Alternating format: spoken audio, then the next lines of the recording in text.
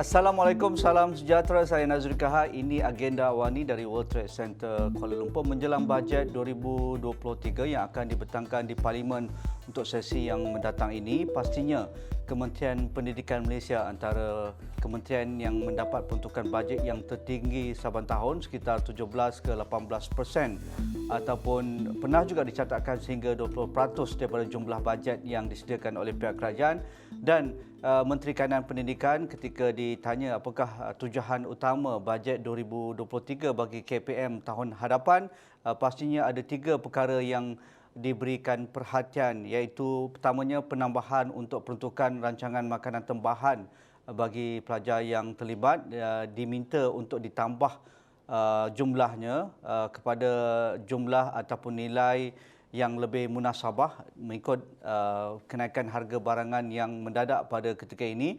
Yang keduanya juga peruntukan dana khusus untuk penambahbaikan bagi sekolah berkeperluan khas bagi anak-anak OKU, kerana ini antara kelompongan yang jelas ada jurang yang besar antara pendidikan yang diterima anak yang biasa berbanding sekolah berkeperluan khas yang mungkin amat jauh ketinggalan berbanding sekolah-sekolah berkeperluan khas yang ada di negara-negara maju dalam bidang pendidikan.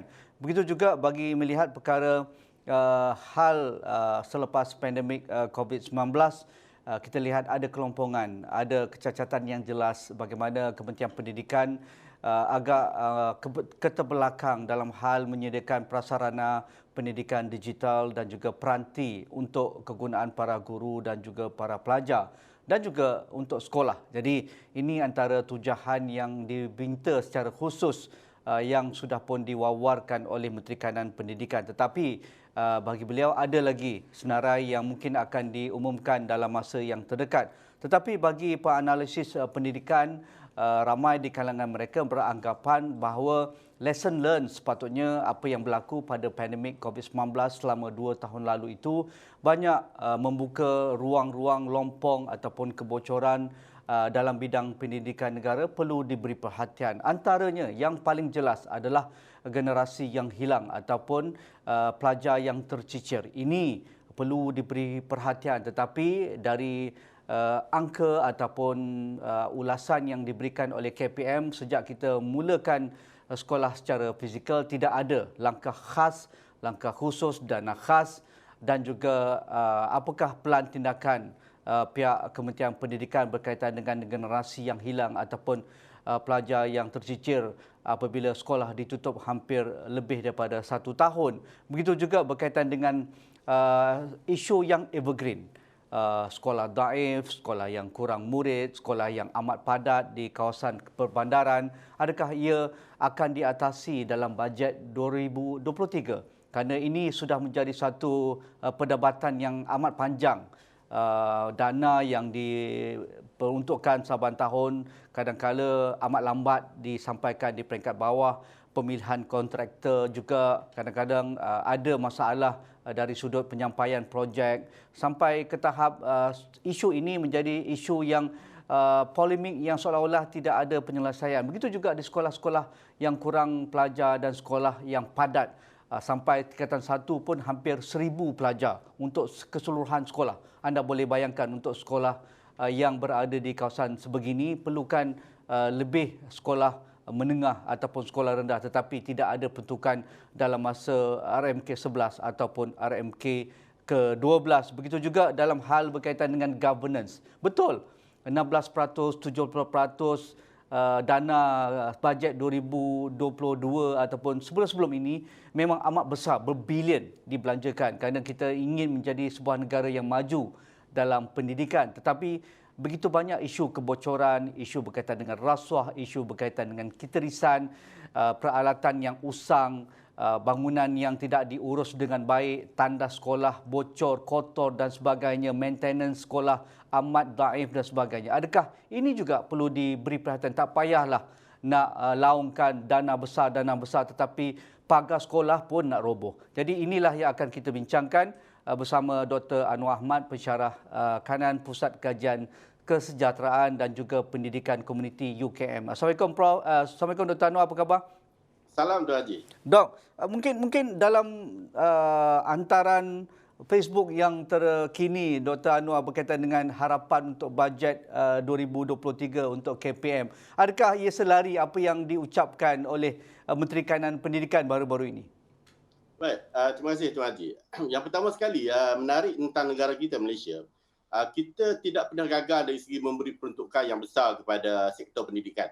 Kalau kita lihat sejak 15 tahun yang lalu, kita antara negara di dunia yang menyediakan peruntukan dari segi peratusan yang tertinggi. Kalau masih ingat zaman Tun Abdullah dulu sebab tu menjadi Perdana Menteri, sehingga 20%, 21% peruntukan untuk pendidikan.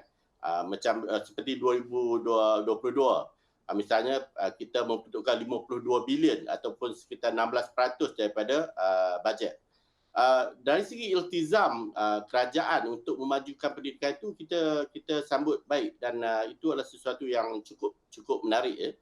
Tetapi seperti yang disebut oleh Tuan Haji tadi, bagaimana kita menguruskan bajet di bawah peruntukan itu yang boleh memberi manfaat yang terbesar kepada anak-anak kita, murid-murid kita di sekolah, dari segi prasarananya, dari segi kemudahan pembelajarannya, rancangan makanan tambahan dan sebagainya. Jadi saya fikir tumpuan bajet pada 2023 bukan sahaja dari segi melihat dari segi dana yang besar, tetapi bagaimana kita menilai semula keutamaan dalam memberi pulangan yang terbaik kepada sistem pendidikan kita untuk berada di dalam kalangan yang terbaik di dunia.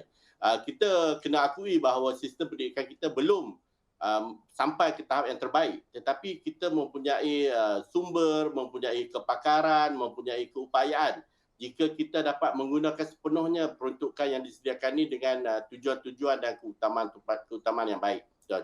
Okey, dari aspek bagaimana kita dalam fasa pemulihan untuk bidang pendidikan, recovery dalam bidang pendidikan, dalam laporan-laporan global OECD, UNICEF ataupun badan-badan yang terlibat dengan pendidikan seperti World Bank dan juga WHO misalnya, mereka melihat isu pembangunan semula ataupun pemulihan semula pendidikan selepas pandemik COVID-19 isu yang kritikal. Sampai mereka membuat kajian khusus di beberapa buah negara di Afrika dan juga Amerika Latin mengatakan bahawa penutupan sekolah memberi impak terus kepada pembangunan kognitif, sosial dan juga pembangunan emosional para murid dan juga pelajar dan juga para guru. Dan ini juga menunjukkan bahawa perlu ada dana khusus dalam fasa pemulihan ini. Adakah ini juga perlu jadikan sebagai satu keutamaan sebenarnya yang kita perlu dengar dalam bajet 2023? Ya, betul Tuan Haji. Semua laporan mengesahkan perkara yang hampir sama, iaitu COVID-19 telah memberi kesan yang sangat buruk kepada pembelajaran anak-anak kita, khususnya di negara-negara ketiga dan juga negara membangun. Dan negara-negara yang menutup sekolah mereka lebih daripada 3 bulan pada tahun 2020-2021 memberi kesan yang lebih besar. Jadi kalau kita misalnya di Malaysia menutup hampir setahun lebih, itu sudah pasti kesannya itu sangat besar. Sebab itu saya melihat bajet 2023 harus ada serampang dua mata. Yang pertama sekali, ia harus difokuskan kepada usaha-usaha pemulihan pembelajaran anak-anak kita. Mesti ada peruntukan khas untuk membantu anak-anak kita yang ketinggalan dalam pembelajaran mereka sepanjang 2 tahun yang lalu. Jika kita biarkan anak-anak ini tidak dibantu dan tidak dipulihkan, kesan jangka panjangnya kita akan dapat lihat jurang dari segi pendapatan mereka membesar, jurang ekonomi mereka membesar, keupayaan mereka untuk survival mereka juga akan membesar antara satu kumpulan yang bernasib baik dengan kumpulan yang kurang mendapat pembelajaran yang baik. Sebab itu peruntukan pemulihan mesti ada dalam bajet 2023. Serampang yang kedua adalah pembangunan pendidikan. Bila kita bercakap soal pembangunan pendidikan ni, kalau kita lihat bajet kita misalnya 52 bilion pada 2022, hampir 80% digunakan untuk belanja operasi. Manakala 20% lagi sahaja yang digunakan untuk pembangunan. Jadi bajet pembangunan itu tidaklah sebenarnya besar berbanding dengan bajet operasi yang memang kita gunakan untuk pembayaran gaji, maintenance dan sebagainya. Tetapi bagaimana kita nak menggunakan 20% bajet pembangunan ini untuk tujuan membangunkan semula sistem pendidikan yang kita yang telah lumpuh misalnya dalam 2 tahun yang lalu. Kita bercakap soal ramai anak-anak kita ketinggalan di kawasan luar bandar disebabkan oleh tidak ada internet. Dan bagaimana mereka menjadi kumpulan yang ketinggalan apabila sekolah dibuka, mereka didapati berada dalam keadaan yang tidak ada motivasi untuk belajar. Ramai yang mengambil sikap untuk berhenti sekolah. Ini semua bukan disebabkan oleh kelemahan mereka sebagai murid, tetapi oleh prasarana, keadaan sekitaran pembelajaran yang tidak menyokong mereka untuk meneruskan pembelajaran pasca pandemik. Jadi pada saya, bajet 2023 harus menumpukan kepada dua fokus ini. Yang pertamanya adalah memberikan pemulihan kepada kumpulan sasaran. Yang keduanya adalah untuk membangunkan semula pendidikan kita dengan melihat keperluan-keperluan yang paling utama dengan peruntukan yang tidak begitu besar di segi bajet pembangunan pendidikan. Ya, dari aspek education recovery ataupun pemulihan pendidikan dalam serampang pertama tadi Dr. Anwar, mungkin Dr. Anwar boleh bagi sedikit penilaian dan juga analisis di mana tahap kita mengkaji berapa ramai yang tercicir, bagaimana keupayaan anak-anak yang tercicir ini untuk menguasai kemahiran yang asas 3M itu, dan juga bagaimana komuniti sekolah ibu bapa mampu membawa mereka ke landasan yang sepatutnya selepas 1 tahun lebih mereka tidak ke sekolah ataupun mereka belajar PDPR tetapi memang mereka tidak berupaya tanpa ada peranti, mereka tidak ada internet. Kalau ada pun mereka tidak ada motivasi untuk belajar. Analisis Dr. Anwar. Ya, kita mempunyai data-data yang mungkin sebenarnya KPM mempunyai data yang lebih lengkap. Mungkin tidak dikongsikan dengan masyarakat. Tetapi data-data yang ada menunjukkan bahawa keadaan murid-murid selepas 2 tahun berada dalam keadaan pandemik itu membimbangkan kita. Ramai anak-anak khususnya di tahun 1, tahun 2 dan tahun 3 di sekolah rendah tidak boleh membaca dengan baik, mengira dengan baik dan menulis dengan baik. Itu pada saya adalah satu keadaan yang sangat membimbangkan. Kerana tanpa kemahiran 3M ini, mereka akan berhadapan dengan masalah yang lebih besar apabila mereka berada di tahun 4, tahun 5, tahun 6, apatah lagi di sekolah menengah. Apabila mereka tidak ada kemahiran membaca, menulis dan mengira dengan baik. Begitu juga dengan keadaan anak-anak yang hilang motivasi belajar. Mereka berada dalam keadaan burn out. Mereka tidak ada fokus lagi selepas 2 tahun pandemik. Apakah yang kita boleh bantu mereka? Saya masih ingat apabila kajian keciciran yang pertama di negara kita pada tahun 1971 diadakan oleh KPM oleh Ketua Pengarah waktu itu, Datuk Murad. Apa yang telah dilakukan adalah satu contoh yang cukup baik. Apabila kita mengetahui bahawa kadar keciciran pada tahun 70 itu sangat membimbangkan, kerajaan telah menyediakan peruntukan khas untuk menyelesaikan isu keciciran ini dengan menyediakan 3 agenda utama. Yang pertama, mereka telah menyediakan rancangan makanan tambahan. Yang kedua, mereka telah membangunkan asrama-asrama harian di seluruh negara, di kawasan-kawasan di mana anak-anak yang berada jauh daripada sekolah dapat tinggal di asrama-asrama harian ini. Yang ketiga adalah dengan bantuan buku teks. Dan juga yang selain adalah dengan bantuan beasiswa kecil persekutuan.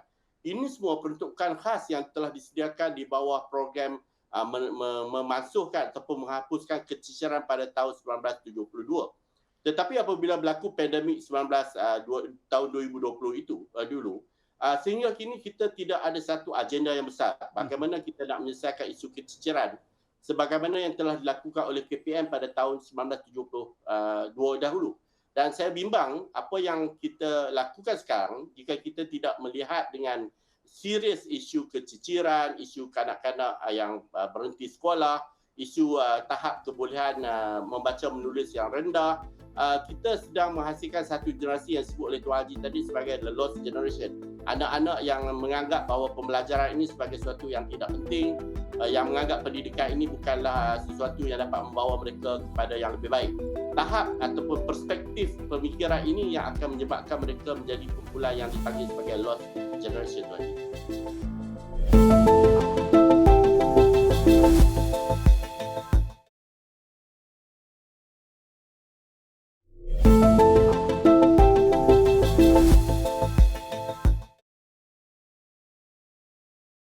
Apa yang dikatakan oleh Dr. Anwar itu amat mudah untuk kita associate dengan bagaimana usaha kerajaan pada selepas kita melihat langkah-langkah yang dilakukan oleh kertas ataupun laporan murad itu, kerajaan meletakkan dana yang khusus untuk mengatasi masalah keciciran para pelajar pada satu ketika dahulu. Dalam pandemik ini juga kita lihat negara-negara yang terlibat, OECD melaporkan mereka sudah pun ada beberapa langkah untuk mengatasi apa yang dikatakan education recovery itu. Bagaimana mereka menambah peruntukan, setengah-setengah negara membangun dan dunia ketiga menambah pendudukan dana pendidikan, mungkin tidak sama, tidak sebanyak apa yang diperuntukkan oleh Malaysia, tetapi mereka menambah daripada tahun yang sebelum itu. Keduanya, mereka meletakkan agenda pendidikan, pelan pendidikan khusus, misalnya menambah masa belajar untuk anak-anak yang tercicir ini, sama ada dalam waktu mereka berada di sekolah ataupun di luar waktu sekolah. Tutor misalnya untuk one-on-one dengan para guru mereka dan sebagainya. Mereka juga menyediakan sistem red flag ataupun early warning system untuk mengatasi isu pelajar-pelajar yang burn out, yang dropping out dan sebagainya. Begitu juga adjustment dalam kurikulum dan subjek tertentu untuk pelajar-pelajar sebegini. Di mana kita sekarang, Dr. Anwar? Ya, kita di Malaysia seperti yang Tuan Haji sebut di peringkat dunia memang mereka telah pun misalnya OECD telah pun menggalakkan ataupun menggesa negara-negara anggota mereka pada Jun 2021, maksudnya tahun lepas, untuk segera melakukan pemulihan recovery ini. Dan seperti yang disebut oleh Tuan Haji, mereka telah menganjurkan berbagai-bagai program pemulihan yang berada di luar daripada kebiasaan, luar daripada kotak amalan pendidikan biasa. Tetapi kalau kita lihat di negara kita, keadaan itu tidak begitu berlaku dengan baik. Dan kita hanya tahu beberapa minggu yang lalu, KPM mengadakan program yang disebut sebagai ziarah, menziarahi keluarga di mana anak-anak ni berhenti sekolah. Sepatutnya ini dilakukan setahun yang lalu, sewaktu anak-anak ni baru berhenti sekolah dan mereka harus kembali semula ke sekolah. Dan mereka diberikan bantuan bukan sahaja dalam bentuk sokongan dari segi fizikal, dari segi menyediakan pengangkutan mungkin, ataupun dari segi psikologis, kaunseling dan sebagainya, tetapi juga dengan bantuan-bantuan seperti pemakanan, duit poket untuk sementara waktu supaya mereka segera kembali ke sekolah dan mereka tidak memikirkan tentang kemiskinan itu menghalang mereka untuk terus belajar. Kita, pada saya, agak lambat dari segi mengambil tindakan-tindakan susulan kepada recovery ini, pemulihan ini. Kita lebih banyak menunggu dan hanya apabila masyarakat ataupun NGO ataupun guru-guru bersuara dan menyampaikan pandangan mereka, dan bila ia menjadi sesuatu yang besar, maka tindakan itu baru dimulakan. Jadi saya fikir tindakan proaktif itulah yang menjadi kekangan kita dalam sistem pendidikan di negara kita, di mana kita tidak dapat melihat apakah jangkaan-jangkaan yang akan berlaku. Dan akhirnya apa yang berlaku adalah kita mengambil sikap dan tindakan yang mungkin agak lambat, dan sebahagian daripada kita itu sudah berada di luar daripada sekolah agak lama. Misalnya anak-anak kita di tingkatan 4, ada yang tingkatan 5 yang tidak bersekolah. Bila kita berjumpa, mereka kata mereka sudah dapat pekerjaan. Walaupun pekerjaan itu bukanlah pekerjaan yang boleh memberi jaminan yang baik, tetapi mereka mengatakan ini lebih baik daripada mereka ke sekolah. Maksudnya persepsi ataupun perspektif dan kepercayaan mereka kepada pendidikan itu sudah hilang. Mereka sudah tidak melihat bahawa pendidikan itu sebagai sesuatu yang besar untuk memberi mobiliti yang lebih baik, menjamin kehidupan yang lebih baik. Kepercayaan mereka kepada sistem itu sudah tidak ada. Ini yang pada saya paling membimbangkan. Apabila generasi muda semakin ramai tidak percaya kepada satu sistem pendidikan, kita akan berhadapan bukan saja untuk meningkatkan kualiti pendidikan, tapi kita sedang berhadapan dengan masalah yang pernah kita hadapi pada tahun 70-an dahulu. Waktu kita memujuk ibu bapa untuk menghantar anak-anak ke sekolah dengan menyediakan berbagai-bagai akta, mewajibkan sistem pendidikan dan sebagainya pada waktu itu. Kerana pada waktu itu ibu bapa juga belum percaya kepada sistem pendidikan. Dan jika kita tidak berhati-hati, perkara yang sama boleh berulang kepada generasi muda kita yang melihat bahawa pendidikan sebagai sesuatu yang tidak penting, mereka mempunyai pilihan lain, dan akhirnya apa yang berlaku adalah bukan sekarang tapi mungkin 10 tahun, 20 tahun yang akan datang. Arah tuju dan juga ke mana mereka nak pergi dengan keadaan pendidikan mereka yang tidak mencapai tahap yang kita harapkan. Ya, kita mengharapkan satu mobilisasi massa dapat digerakkan untuk membawa semula pelajar-pelajar yang sudah pun di luar sistem pendidikan ini untuk kembali ke sekolah, sama ada di sekolah rendah ataupun sekolah menengah. Ya, Dr. Anwar. Dr. Anwar, dalam bajet ini juga kita mengharapkan isu sekolah prasarana berkaitan dengan sekolah daif, sekolah padat dan sekolah kurang murid. Mungkin dari pemerhatian Dr. Anwar, mengapa isu ini ada jawapan yang khusus untuk bajet 2023 dan tidak wajar lagi kita bincangkan dalam bajet-bajet akan datang? Betul, saya setuju tu Haji. Isu sekolah daif, sekolah kurang murid dan sekolah padat ini adalah isu yang besar. Sebab kerana isu-isu ini, semua usaha-usaha lain akan tergendala. Kita bercakap soal pembelajaran berkualiti, kita nak jadikan sekolah kita sekolah sejahtera dan semuanya tidak akan berlaku. Kerana kita berhadapan dengan isu sekolah daif, sekolah kurang murid dan juga sekolah sesak murid, sekolah padat. Jadi sepatutnya agenda untuk menyelesaikan isu-isu ini telah dilakukan sejak sekian lama. Kita sampai hari ini, walaupun kita ada banyak kajian-kajian menunjukkan bilangan sekolah daif yang begitu besar, malah bertambah pula sekarang ini, sampai hari ini kita belum mempunyai satu kata putus yang jelas. Bilakah akan selesai isu sekolah daif misalnya? Adakah kita kena tunggu 20 tahun lagi masih bercakap soal isu sekolah daif? Saya fikir isu yang selalu timbulkan adalah isu tanah dan isu sebagainya. Saya fikir itu adalah kaedah-kaedah untuk kita menyelesaikannya. Yang penting adakah kita mempunyai iltizam yang sangat besar untuk meneroka kepada cara-cara lain, cara-cara baru untuk menyelesaikan isu sekolah daif. Misalnya jika kita tidak boleh membangunkan sekolah di satu kawasan, adakah kemungkinan anak-anak ini dipindahkan untuk belajar di sekolah-sekolah asrama di tempat yang lain? Ya. Membina sekolah-sekolah yang baru di kawasan lain di mana anak-anak ini boleh ditempatkan di asrama. Saya fikir kaedah-kaedah lain mesti difikirkan jika sejak sekian lama sekolah daif tak boleh diselesaikan dan kita masih juga menggunakan kaedah-kaedah yang sama, saya fikir kita tidak bergerak ke hadapan dengan segera. Jadi saya fikir KPM khususnya kena keluar daripada keadaan sekarang, memikirkan bagaimana kaedah-kaedah baru untuk menyelesaikan isu sekolah daif ini. Dan saya fikir pengalaman tahun 1970-an bagaimana untuk menyelesaikan isu keciciran itu sangat tepat sekali untuk dikaji semula.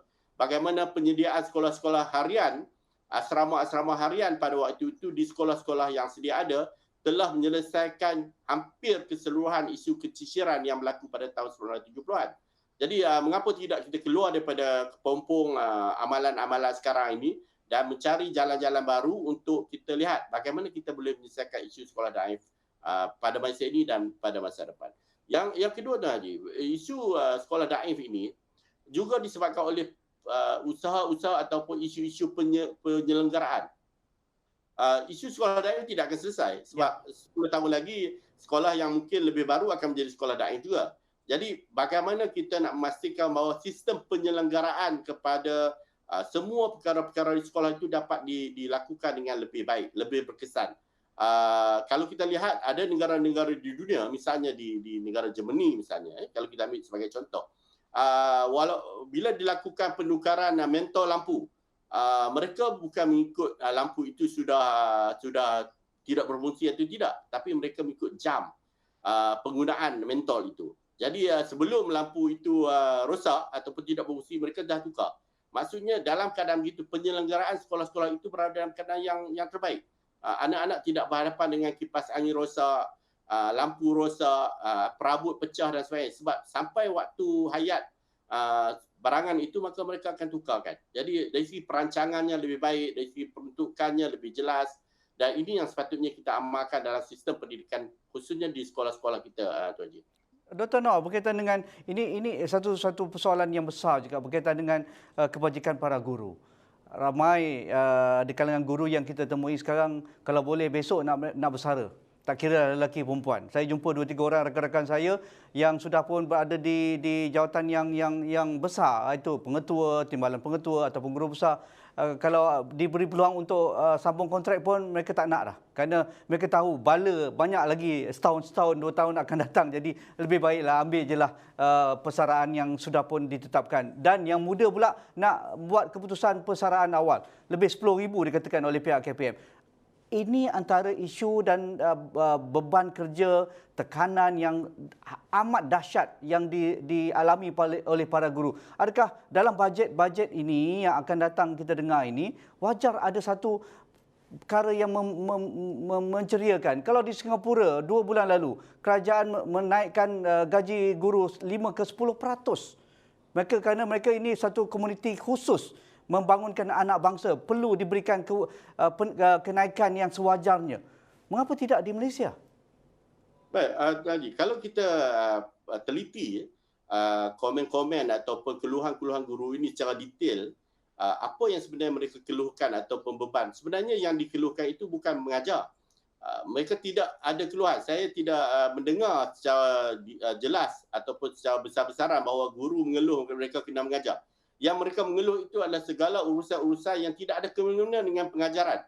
Urusan pentadbiran, urusan isi data dan sebagainya yang mengambil masa mereka untuk membuat persiapan pengajaran dan mengajar dengan baik dalam bilik darjah. Jadi apa yang berlaku adalah sewaktu mereka menjadi guru dan amalan mereka apabila mereka menjadi guru, mereka berhadapan ataupun mengharapkan mereka menjadi seorang guru yang betul, yang baik. Maksudnya mereka meneruskan ataupun menjelaskan, melaksanakan tugas mereka sebagai guru. Tetapi lama kelamaan, apa yang kita dapati telah berlaku apa yang disebut oleh setengah pihak sebagai inovasi. Tetapi yang sebenarnya berlaku adalah perkara-perkara yang telah membebankan guru-guru. Dan akhirnya, kalau kita tanya guru-guru, perkara-perkara yang mereka tidak mahu lakukan dan mereka merasakan itu bukan tugasan mereka, telah dilambakkan kepada mereka, dan akhirnya mereka menjadikan itu sebagai satu keadaan yang tidak menggembirakan mereka. Jadi saya selalu sebut perkara ini bahawa kita kena semak semula, kemaskan balik fungsi dan peranan guru, dan yang perlu dilakukan oleh KPM pada saya adalah menyediakan satu garis panduan yang jelas, hitam putih tentang apakah sebenarnya peranan guru di negara kita. Supaya bila guru tahu sebelum dia menjadi seorang guru, mereka tahu apakah peranan-peranan yang mereka harus lakukan dan apakah batasan-batasan yang perlu mereka fahami. Apabila mereka tidak ada satu garis panduan jelas, apa saja yang dilambakkan di sekolah akan diuruskan oleh guru. Termasuk juga urusan misalnya menjaga tandas juga guru, menjaga taman bunga juga guru, mengira berapa kursi, berapa meja, berapa lampu di dalam bilik darjah juga guru, mengambil kehadiran pelajar, menjaga pelajar di depan pintu pagar juga guru. Jadi kita sudah tidak jelas lagi apa sebenarnya peranan sebagai seorang guru di negara kita. Sebab itu ramai guru yang mengambil keputusan untuk bersara awal. Kerana mereka ini, kalau kita jumpa dan berbual, mereka ini sebenarnya adalah guru-guru yang baik. Guru-guru yang ingin mengajar dan guru-guru yang memang mahu berkhidmat untuk mendidik anak-anak. Tetapi apabila dibebankan dengan banyak perkara-perkara yang bukan pengajaran, mereka sudah hilang semangat, rasa dan kejiwaan mereka sebagai seorang guru. Sebab itu mereka mengambil keputusan untuk bersara awal. Sebab itu kita harapkan kita boleh membuat pengambilan guru baru untuk menggantikan guru-guru yang bersara awal ni, tetapi itu bukan punca masalahnya. Kita kena pergi melihat kepada apakah punca masalah kepada isu guru bersara awal dan selesaikan masalah itu supaya perkara ini dapat dibendung dan kita kembali ke landasan yang sebenar. Guru itu tugasnya mendidik dan menjadikan anak-anak kita sebagai anak-anak yang berjaya dalam pelajaran ini. Terima kasih Dr. Anwar Ahmad, Pensyarah Kanan Pusat Kajian Kesejahteraan dan Pendidikan Komuniti Universiti Kebangsaan dari Fakulti Pendidikan UKM.